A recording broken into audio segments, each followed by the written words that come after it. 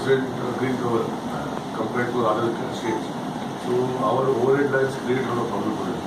So it's 80%. 60% grant, 30% loan, 90%, 10% of the state.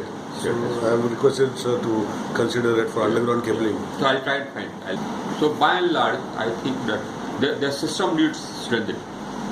And as Mr. Cabral was saying that about 40% of Goa is actually green cover. So the lines need to be strengthened so that the interruptions are less. So we'll try and work towards that. They had sent us a scheme. They had sent a scheme to the government of India earlier. So out of that, a very small portion was sanctioned. So we'll try and get more sanctioned. How much is sanctioned, sir, right now? So that time when Mr. Singh could take over, we had sent a proposal of 1,700 crores. From that, only 52 crores were sanctioned. I have been requesting sir to give us that consider that part of the scheme in 50% of grant and 15% So we'll try and see